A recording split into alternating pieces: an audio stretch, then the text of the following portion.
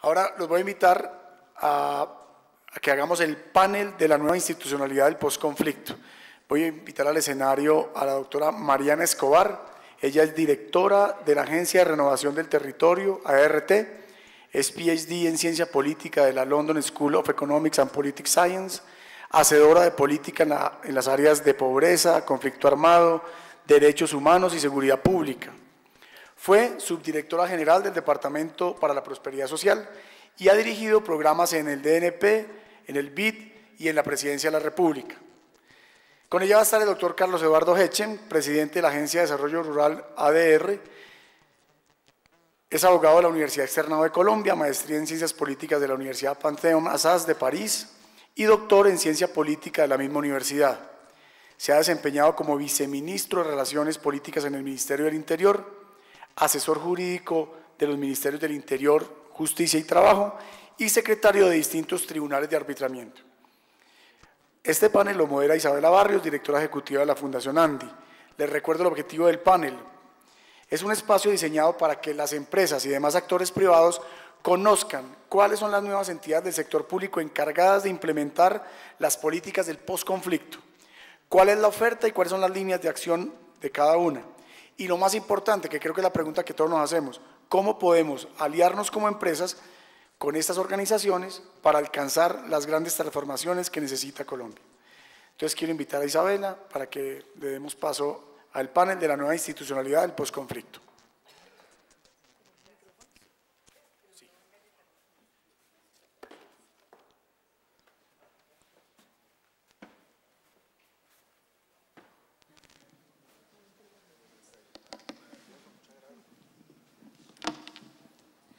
¿Aló? Bueno, pues muchas gracias, muchísimas gracias a Carlos Eduardo y a Mariana por haber aceptado esta invitación, y yo quisiera de entrada arrancar con el tema principal que más recibimos nosotros como preocupaciones en la ANDI y en la Fundación, y es que muchos privados se acercan a nosotros a preguntarnos, bueno, ¿cómo nos articulamos con el gobierno nacional ahora en el posconflicto? ¿En qué consiste esta nueva institucionalidad que se derivó de los acuerdos de La Habana? ¿Qué diferencia hay entre las diferentes agencias que ya sabemos que se están conformando poco a poco, pero que ya tienen, digamos, como un rol bastante claro? ¿Cómo se relacionan esas agencias con el Ministerio de Posconflicto? Y tratar de tener como una foto mucho más clara para que los privados sepamos cómo articularnos, cómo aportar, cómo el gobierno nacional quiere que nosotros trabajemos en conjunto con ustedes en el tema del posconflicto. Entonces, digamos que esa es la pregunta primera global para los dos, y después, si tenemos tiempo, pues hacemos unas preguntas un poco más específicas. Entonces, pues si quiere, Mariana, arranquemos como para que nos cuente sobre la Agencia de Renovación Territorial y cómo se inserta como en todo este cuento del posconflicto.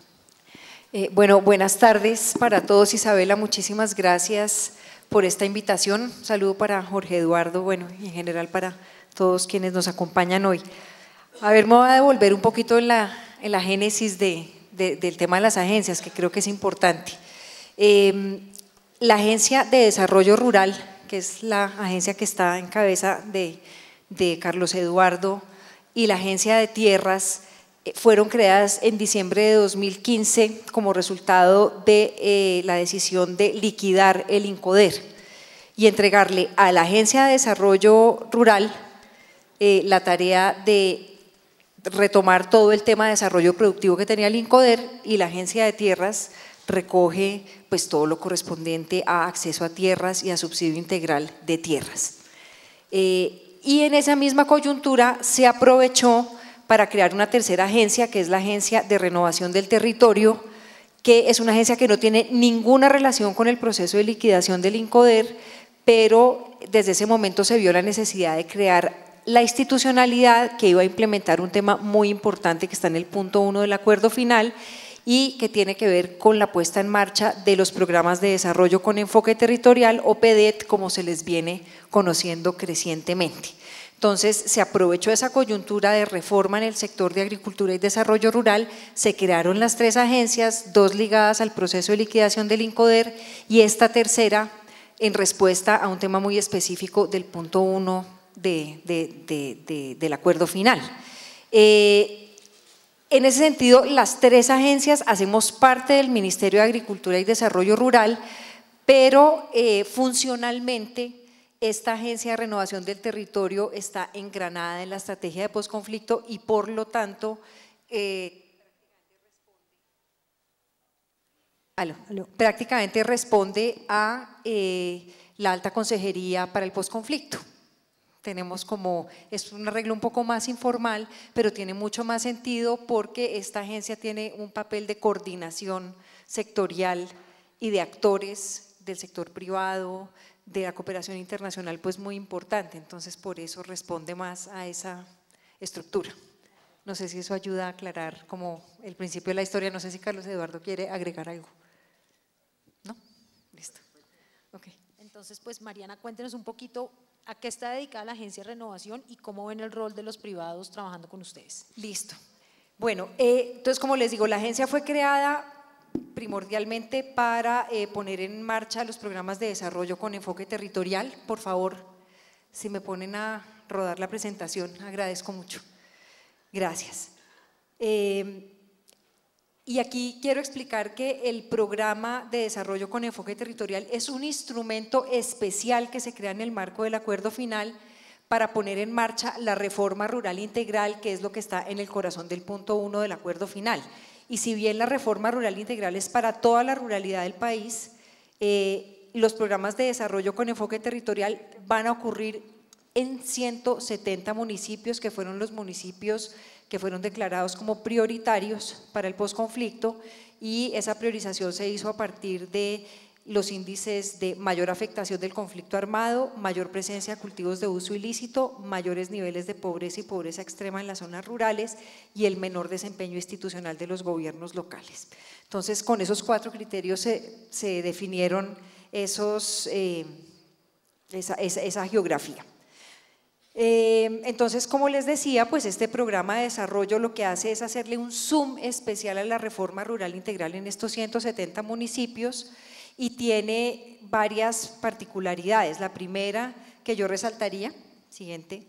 es que primero pues le da mayor celeridad a la implementación de la reforma rural integral. Si ustedes bien recuerdan, el plazo para ejecutar o para poner en marcha el acuerdo final es de 15 años, el plazo para poner en marcha los PDET son 10 años. Entonces, eso quiere decir que los recursos públicos y los recursos de la cooperación y ojalá los recursos o los aportes del sector privado pues se muevan con criterios de prioridad y de celeridad, es decir, estas son las regiones más pobres, más rezagadas, más excluidas de la vida nacional, de los mercados, de la institucionalidad, etcétera, y tenemos pues una tarea de llevarlos más rápido para cumplir con esas metas de la reforma rural integral a las cuales ya me voy a referir más adelante. Otro tema que es muy importante y es lo que hace los PDET, creo yo, realmente diferentes a otras formas de hacer la reforma rural integral, es que los PDET se construyen de manera participativa en los territorios. En ese sentido, los PDET no son un programa del gobierno nacional,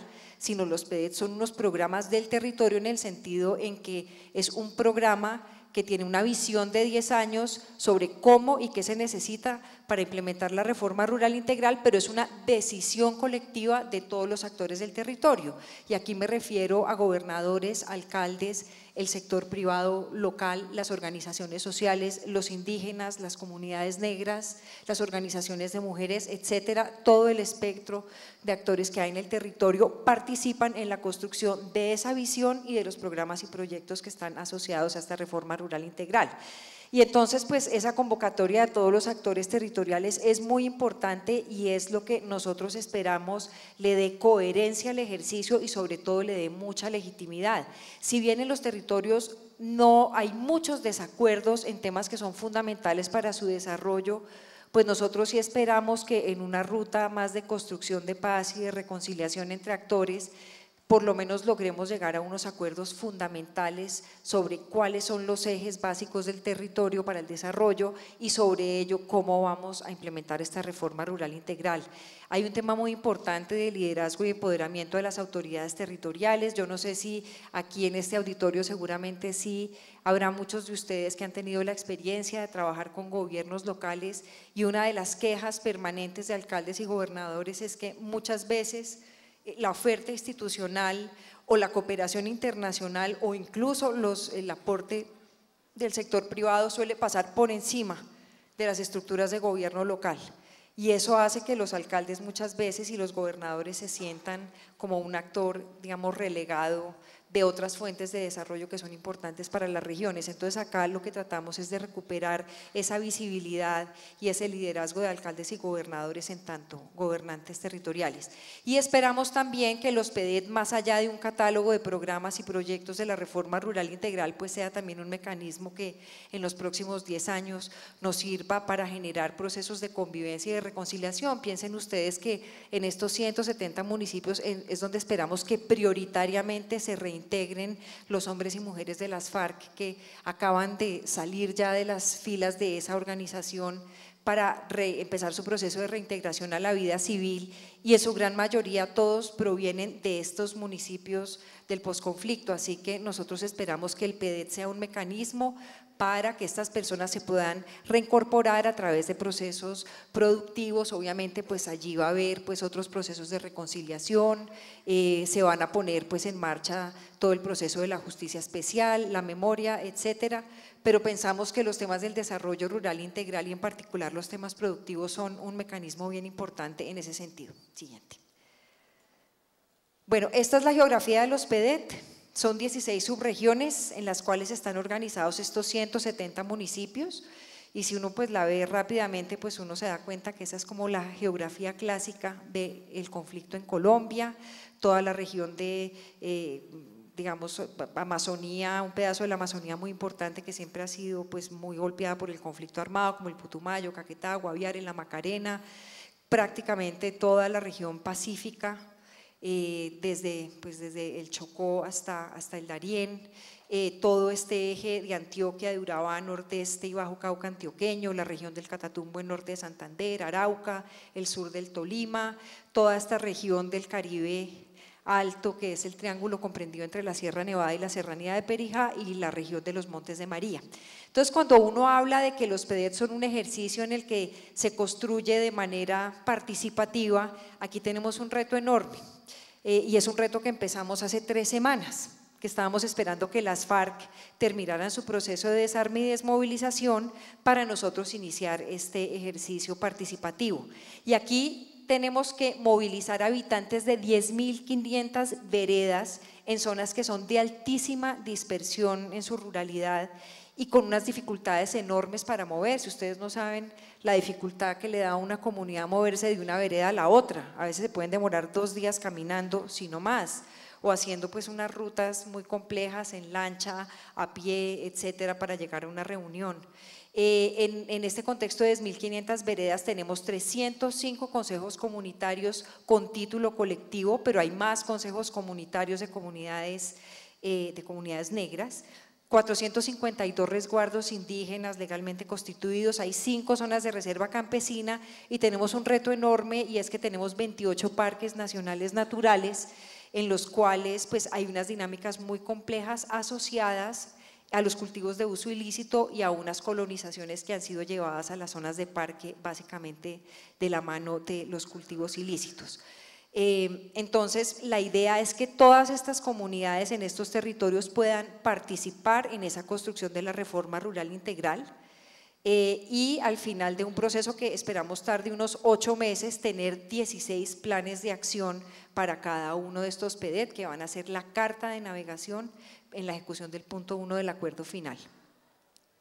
Esos son los pilares de la reforma rural integral. Digamos, son como, hay muchos planes, pero nosotros los agregamos en estos pilares que tienen que ver con ordenamiento social de la propiedad rural y el uso del suelo, y aquí hay un tema muy importante de acceso a la tierra, hay un tema pues crucial que es el tema de reactivación económica y producción agropecuaria, en el cual la agenda de sustitución de cultivos de uso ilícito va a ser una agenda, si bien no es la única, sí va a ser una agenda muy importante. Está el tema de educación rural, el tema de vivienda, agua potable y saneamiento, los temas de derecho a la alimentación, un pilar, como ya les comenté, de reconciliación, convivencia y paz, un tema que es fundamentalísimo, que es el tema de infraestructura, no solamente la infraestructura vial, que como ustedes sabrán, pues uno de los grandes déficits de las zonas rurales y una de las grandes barreras de acceso al desarrollo y a la integración de estos territorios a la vida regional y nacional es la ausencia de infraestructura vial y fluvial, pero también hay unos temas de infraestructura productiva que es un tema que ya hablará el doctor Carlos Eduardo, que es una de las misiones de su agencia, y hay unos temas, digamos, muy gruesos de adecuación de tierras, y esto tiene que ver con el desgaste a lo que se ha sometido la tierra en términos productivos de la mano de los cultivos de uso ilícito o de malas prácticas, o simplemente pues por el abandono de las tierras producto del desplazamiento forzado y demás. Y hay un plan de salud rural también, y esto tiene unos pilares que son transversales, que tienen que ver con la sostenibilidad y la sustentabilidad socioambiental del desarrollo rural, un enfoque muy fuerte de género, de jóvenes y un enfoque étnico también. Siguiente. ¿Sigue?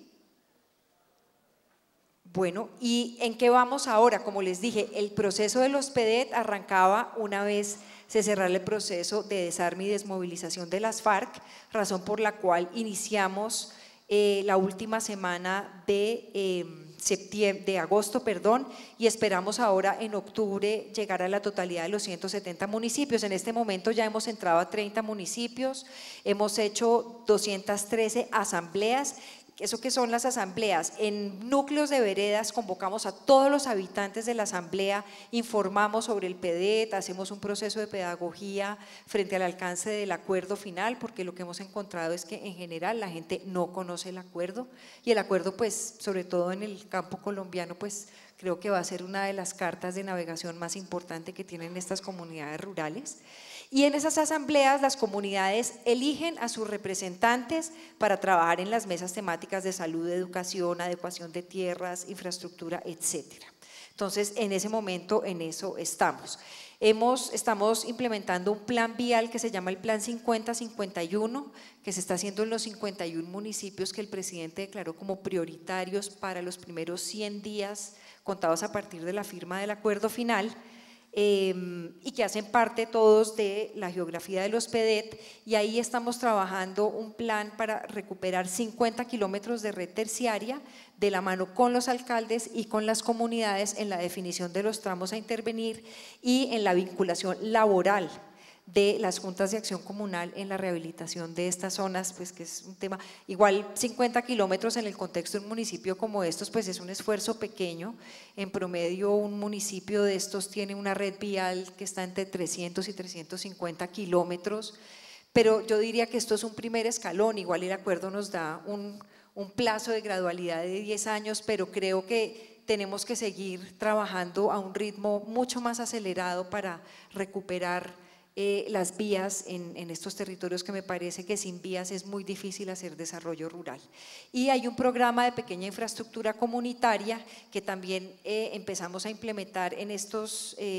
municipios prioritarios de los primeros 100 días, y yo creo que vamos a tener por ahí unos 1.000 hasta 1.400 proyectos priorizados por una inversión de 134.000 millones de pesos en temas que se hacen muy rápido y que tienen un impacto muy rápido también en las comunidades. Yo no sé si ustedes saben, hacer un acueducto rural se puede tardar hasta 3 años, mientras que uno lo define, lo diseña, lo estructura y lo ejecuta. Eso tiene unas dificultades enormes.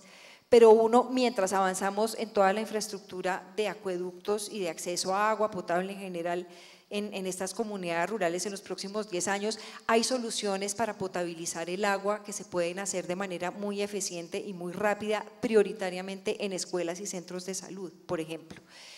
Hay posibilidad de hacer proyectos de energización rural en veredas a través de energías alternativas, por ejemplo, a través de sistemas fotovoltaicos. Esos son inversiones que uno estructura en 2 meses y pues eso llega rápido a las comunidades. Puentes peatonales. Puente peatonal no cuesta nada sobre una quebrada, y eso implica que un niño, en vez de gastarse 4 horas para llegar a la escuela, lo cual hace que el niño nunca vaya más a la escuela, se demore más bien media hora, 40 minutos. Es decir, son soluciones que obviamente no van a resolver de fondo los problemas de las comunidades, pero sí empiezan a romper esas brechas tan profundas que hay en estas zonas rurales. Siguiente. Bueno, y aquí me voy a referir al sector privado. Yo creo que ya me comí todo el tiempo del panel, lo lamento mucho, pero miren, yo creo que en este contexto hay unas enormes oportunidades de trabajo con el sector privado. Y el primero tiene que ver con las oportunidades de negocio del sector privado en los territorios. Y aquí yo dividiría el sector privado en el sector privado territorial y el sector privado nacional e internacional. A nivel territorial, pues es muy importante porque siendo un actor más del territorio, el sector privado territorial va a participar activamente en la construcción del PEDET. Y eso le va a permitir también llegar a acuerdos con posibles productores o digamos con otros sectores que están allí en el territorio, llegar a acuerdos sobre posibles derroteros productivos en el territorio de la mano de unas capacidades que ya existen. Y para el sector pues, privado nacional, pues yo creo que ahí se abre como una frontera que es muy interesante de oportunidades, no solamente para, por ejemplo, ampliar su infraestructura productiva, generar procesos de proveeduría, encadenamientos productivos, como les dije ya, reubicación de infraestructura productiva e invertir también en el programa de obras por impuestos, que es una disposición que está en la reforma tributaria. Esto nos va a ayudar a generar empleo en las zonas rurales, a generar más capital social a través de la formación y especialización de mano de obra, a generar nuevas fuentes de negocio de ingresos, por ejemplo, en proyectos forestales y ambientales en los cuales Colombia pues no tiene experiencia, pero tenemos una oportunidad de oro con ese potencial que tenemos y pues unos temas yo creo que infinitos de innovación, y para eso es muy importante que la agencia, y eventualmente ya miraremos cómo el sistema de agencias puede servir como una muy buena palanca para llegar al territorio y sobre todo que todos participemos en desarrollar también esa demanda que hay allá, pero también las demandas que tiene el sector privado de nuevas fuentes de negocio y demás. La siguiente tema que tenemos pues es el tema de responsabilidad social, y esto viene o por la línea directa de las empresas o de las fundaciones del sector empresarial, a través de las cuales pues podemos movilizar, yo creo que unos temas de voluntariado en los cuales la ANDI pues ha movido mucho el tema y que tiene que ver, por ejemplo, con la posibilidad de estructurar técnica y financieramente los proyectos del posconflicto en materia de infraestructura, desarrollo productivo y asistencia técnica. Yo dejaría aquí porque me muero de la pena, ya me comí toda la agenda, así que le cedo la palabra a Carlos Eduardo y quedo atenta a preguntas. Muchas gracias. Bueno, muchas gracias por la invitación, muchísimas gracias por todo el esfuerzo que hacen ustedes por estar hoy acá y por entender algo que a veces no es fácil porque digamos, la estructura del Estado puede ser bastante compleja. Nosotros realmente como Agencia de Desarrollo Rural, como decía ahora Mariana, pues aparecimos el año pasado fruto de la liquidación de Incoder, pero además fruto no solamente de la liquidación de Incoder, sino con una, digamos, o con dos razones yo creo que originales. Una, algo que se llama la misión rural, que ustedes seguramente conocen. Es decir, eso fueron expertos del sector de agricultura, exministros de varios gobiernos, gente que ha estado metida en este tema y que durante varios meses se sentó, pensó cómo debía ser la estructura del Estado colombiano en lo que tenía que ver con agricultura, entre muchas otras cosas, digamos, no solamente la estructura del Estado, pero entre muchísimas otras cosas, y fruto de eso, el gobierno nacional lo que hace es liquidar Incoder y crear unas agencias, porque esa es una de las, digamos, de las recomendaciones que hace la misión rural. Es decir, no es una liquidación de Incoder que simplemente busca un cambio de nombre, sino hay que cambiar la estructura porque eso tenía una lógica y finalmente la lógica consistía en liquidar una entidad gruesa como era Incoder, robusta como era Incoder, con dificultades como las tenía Incoder y crear, en este caso particular, como decía Mariana, inicialmente dos agencias que tenían que de alguna forma asumir las funciones que tenía Incoder, una la de tierras, que se encarga de un tema fundamental, como lo dijo ella, formalización de la propiedad rural, un tema de baldíos, bueno, y todo lo que tiene que ver con la propiedad pues, de la tierra en el campo, y nosotros que nos encargamos básicamente de ayudar a que,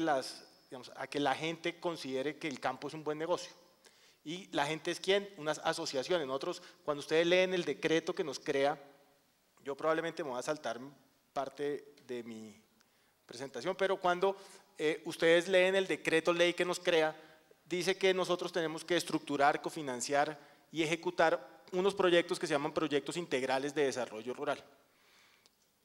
Y ahí hay varias diferencias con lo que hace Incoder. Por un lado, nosotros cofinanciamos, es decir, nosotros no financiamos el 100% de los proyectos. Nosotros necesitamos que la gente ponga plata, necesitamos que la gente ponga trabajo, necesitamos que efectivamente la gente sienta que efectivamente esto es un trabajo mancomunado. Nosotros no damos subsidios, nosotros lo que hacemos es ayudar a que ese eslabón de la cadena que hace falta finalmente exista para poder terminar un proyecto que realmente sea integral. Y esos proyectos integrales yo rápidamente, digamos, los defino como una mesa que tiene 4 patas fundamentales. Una, asociatividad. Es decir, nosotros trabajamos con asociaciones de productores. Nosotros trabajamos con gente que conoce el campo, trabaja en el campo, sabe cómo funciona el campo, que ha tenido dificultades como puede tener la gente que trabaja en el campo, pero que finalmente entendió una cosa que es fundamental, y es que cuando usted trabaja solo no es ni un buen proveedor para sus clientes ni un buen cliente para sus proveedores. Cuando usted finalmente tiene media hectárea y saca 2 canastillas de pitaya, pues probablemente ninguna cadena grande de almacenes le interesará su pitaya, siendo probablemente un gran producto, pero se necesita asociar, y nosotros trabajamos es con asociación de productores. Ahí tenemos, claro, unos temas que van desde asociaciones muy fuertes, como Cafisur, por ejemplo, uno de los casos que traemos acá, que es una asociación de 11.000 personas, productores de café especial en el sur del Tolima, con USAID, con la gobernación, nosotros y ellos hicimos un proyecto en el cual ellos aportan 18.000 millones. Es decir, estamos hablando de gente asociada, estamos hablando de pequeños productores, aquí no hay ninguno gran productor, aquí no hay un hombre rico, aquí no hay una cosa pues gigantesca, una multinacional que está detrás del café, no, aquí hay gente asociada que pone plata. Y con esa gente montamos un proyecto de 25.000 millones en el cual ellos ponen 18.000. Hay otros casos y otras regiones en las cuales el tema de la asociatividad pues tiene unas dificultades, probablemente en zonas donde el café fue importante, la asociatividad está mucho más desarrollada en el tema del sector de agricultura. Hay otras zonas del país donde tenemos dificultades para asociar a nuestros campesinos, pero finalmente trabajamos con la primera pata de esa mesa, que es asociatividad. La segunda, asistencia técnica. Es decir, nosotros brindamos asistencia técnica a los productores. Este año, que es el primer año en el cual la agencia brinda la asistencia técnica, tratamos de hacer algunas modificaciones, como por ejemplo, algo que resulta obvio, pero que no era tan obvio en el campo, y es que la asistencia técnica llegue todo el año. Hasta hace muy poco la asistencia técnica le estaba llegando al campesino, y si aquí hay alguien que trabaja en el sector de agricultura, me podrá decir si efectivamente era así o no, donde la asistencia técnica llegaba en octubre. Entonces usted llegaba octubre, noviembre y diciembre, tenía asistencia técnica y se demoraba 9 meses contratando lo que iba a llegar en octubre, lo cual es totalmente... Nosotros este año hicimos un esfuerzo que fue corto, en la medida en que nosotros arrancamos en abril, mayo. El próximo, ya estamos montando todo el trabajo para que el próximo año arranque la asistencia técnica a partir de enero, pero además con otro esfuerzo, y era no hacer una asistencia técnica finca por finca sin ninguna lógica, sino que nos sentamos con los gobernadores, nos sentamos con, digamos, con los departamentos, les dijimos, venga, dígame cuáles son las líneas de producción que usted tiene priorizadas en su plan de gobierno para los próximos años, y es a esas líneas a las cuales vamos a apuntar. Son 33 líneas en todo el país. De esas 33 líneas, en esas 33 líneas, pues estamos dándole asistencia técnica a casi 80.000 productores en todo, digamos, en 22 departamentos. Luego, la tercera pata de nuestra mesa de proyectos integrales es la adecuación de tierras. Eso significa que nosotros somos los encargados de los distritos de riego y drenaje del país. Cuando yo llegué a la agencia, hicimos un primer barrido y un diagnóstico de cuántos distritos de riego había y en qué condiciones estaban. Realmente la UPRA, que es la unidad de planeación del sector de agricultura, que sin lugar a dudas es un tema fundamental que tiene este sector, porque es básicamente 2 pisos llenos de gente pensando cómo debemos desarrollar el campo. Es decir, es gente que está dedicada a saber qué producir, dónde y dónde producirlo. Tiene un estudio que dice que solo el 7% de la tierra en Colombia está adecuada. Entonces ahí realmente tenemos no solamente un inmenso reto, sino además un campo lleno de oportunidades. Cuando yo llegué, como les decía, hicimos un diagnóstico de cuántos distritos de riego había en el país, y el resultado fue 733 distritos, 18 de gran escala, 18 de mediana escala y 697 de pequeña escala. La escala depende del número de hectáreas que usted está regando, no necesariamente de digamos, de lo grande o pequeño de los productores que son beneficiados con ese distrito de riego. Usted puede tener un distrito de gran escala, es decir, 20.000 hectáreas o 14.000 hectáreas regadas, con un número de productores muy grande porque son pequeños productores, es decir, no viene directamente relacionado. Pero de esos 733,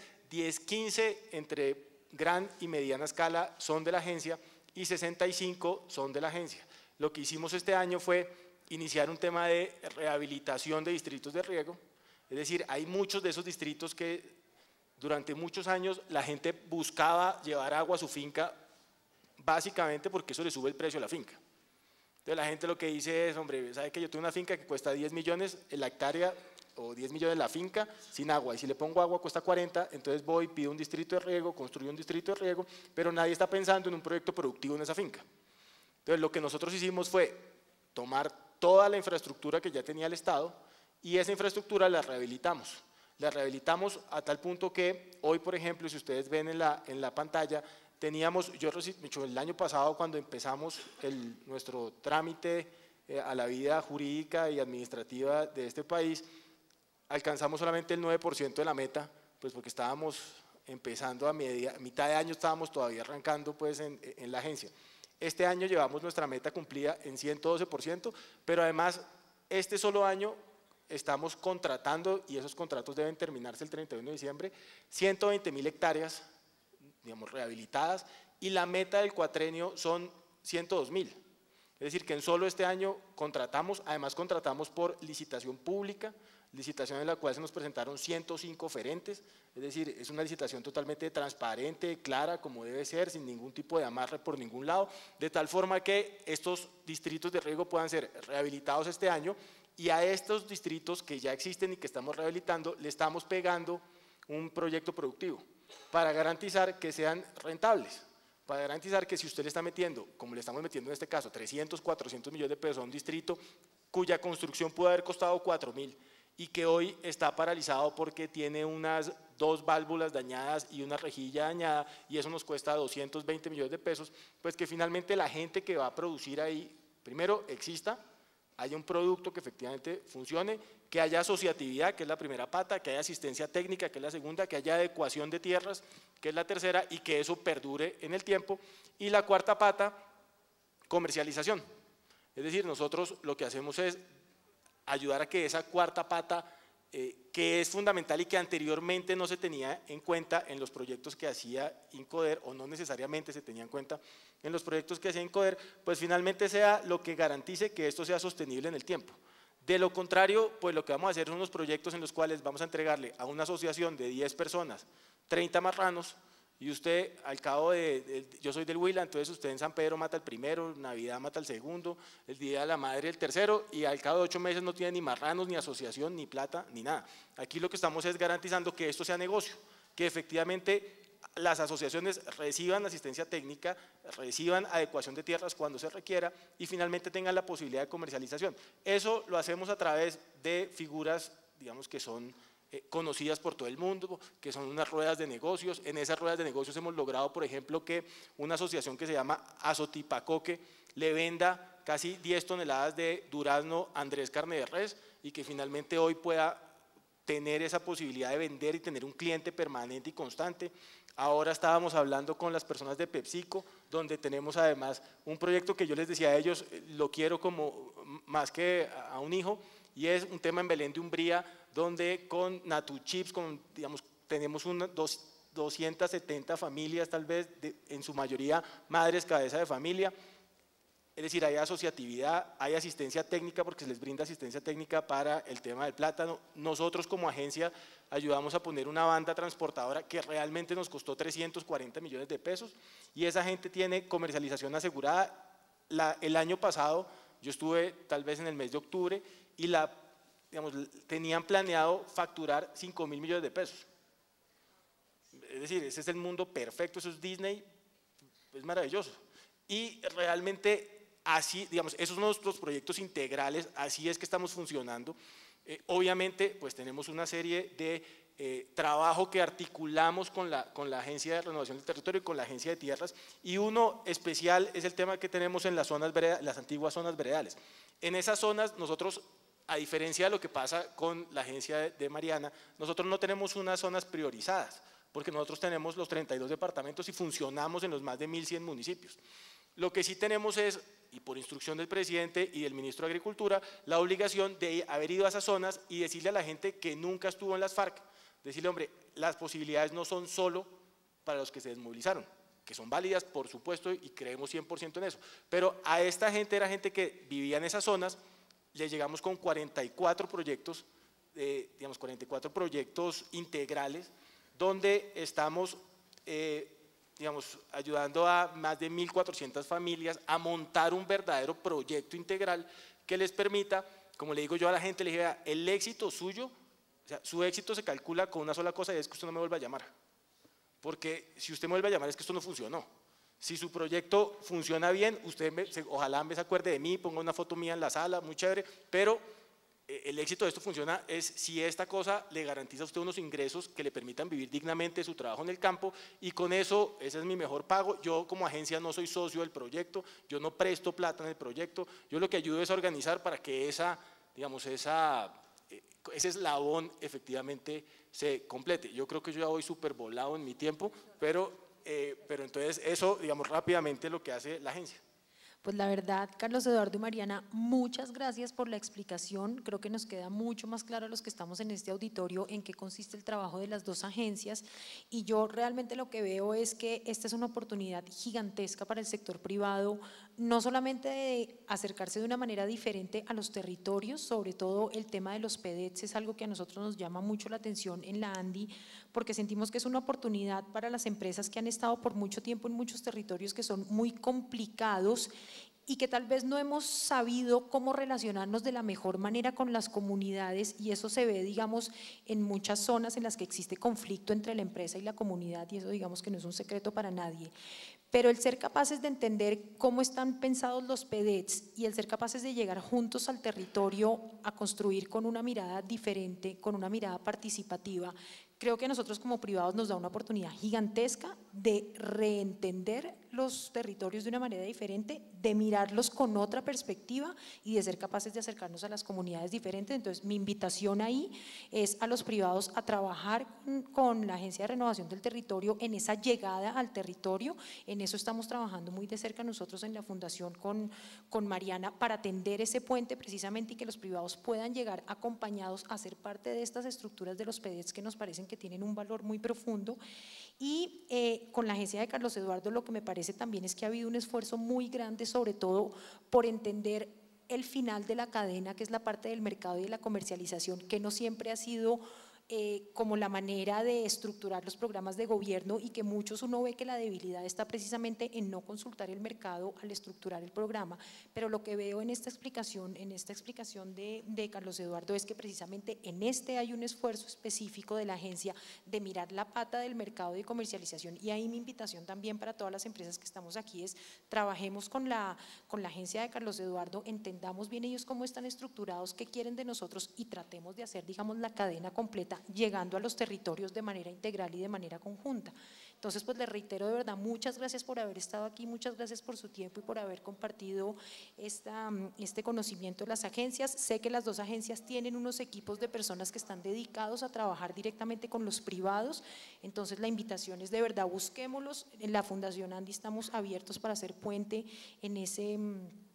como en esa interacción, y la verdad, pues muchas gracias y la invitación a que trabajemos juntos.